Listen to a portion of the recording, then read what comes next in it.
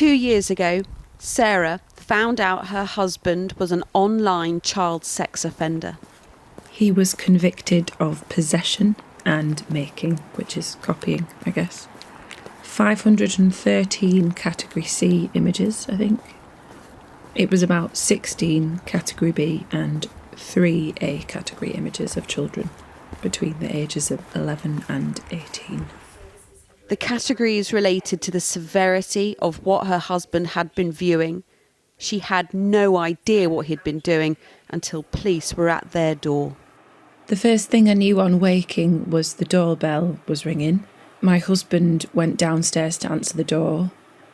I could hear a commotion, and the next thing he walked into the bedroom, and I can remember very clearly opening my eyes to see him stood there with a couple of people behind him.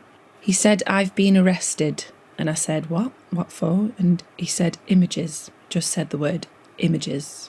There was a lot of people talking to me. My children were crying in the living room. It was just chaos. And then eventually a detective sat down with me and explained it properly and just said, "Your husband has been arrested because he's got indecent images of children." And he described them to me, so I don't know whether they wanted to add the shock value, but it did because he described them in great detail. A year after his arrest, Sarah's husband was convicted and given a community sentence. She decided to stay with him. At the time, it was going against the grain, I suppose. But I could imagine that most people would automatically say that is so horrendous that I wouldn't want that person in my life anymore. And also the judgment was immediate, people were judging us as a family. So it was just horrible. It would be easy to assume Sarah's story is rare, decisions like hers unique. But around 10,000 British families every year find out that a loved one is an online paedophile. And whether or not they decide to stay with the offender, there is currently no support. Things like free counselling or guidance for families, for an event that research shows can induce the same post-traumatic stress as being in a war zone.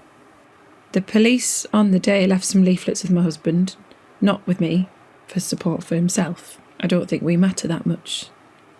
I think I'll never escape the choice that I made because there will always be implications. I can't understand myself anymore. Every time, because I work from home, every time the doorbell rings, I feel sick. It's the most ridiculous thing, but I don't answer the door anymore. My reactions are alien to me because the simplest thing will make me cry. The simplest thing will make me think something terrible is going to happen. The families we've spoken to for this report have told us about the stigma and shame that they've faced as a result of their partners offending.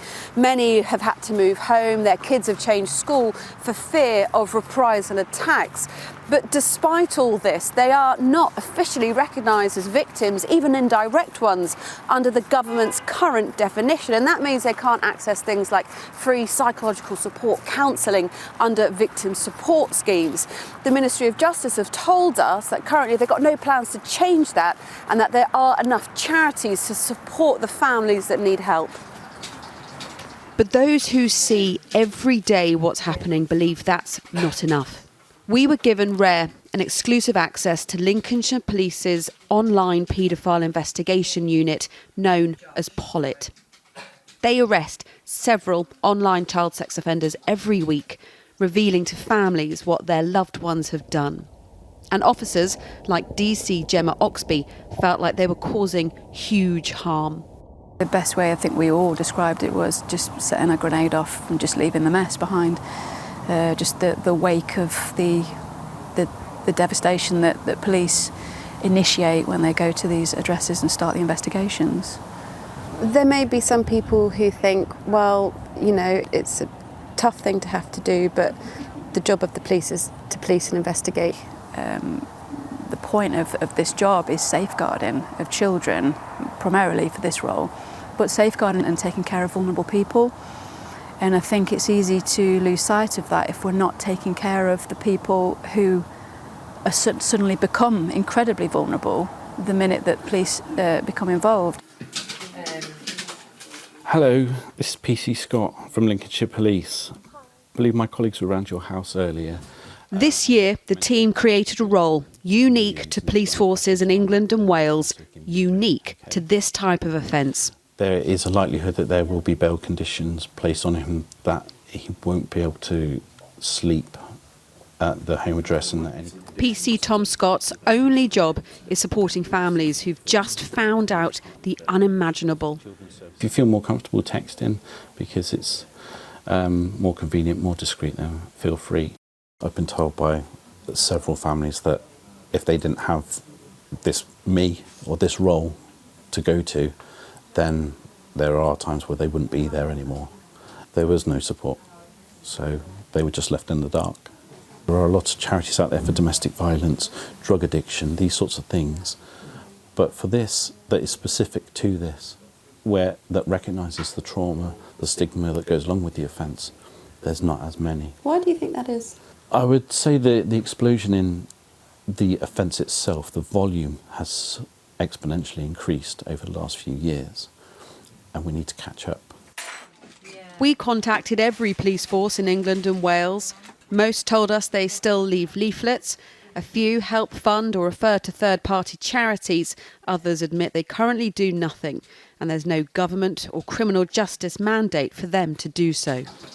This is like a crisis unfolding in slow motion. It's like we can predict what's going to happen. It's just going to get worse. We know it's getting worse. It already has got worse. So that means the numbers just get bigger. That means the families and children harmed also gets bigger. So it comes down to funding and resources, doesn't it? So if I was being cynical, I might suggest that, the government don't want to recognise these indirect victims because it's going to cost more. And campaigners believe the price is families like Sarah's, living with the shame of a crime of which they are totally innocent. My kids have got to live with this knowledge about their father forever. And in the future, will they then decide that me and my husband are not appropriate to get involved with their children? Which would be my own flesh and blood, and I'd have no choice. I have no control over that future, really, of people making a judgment. So part of me wonders if the stigma can ever be broken. Katerina Vittozzi, Sky News.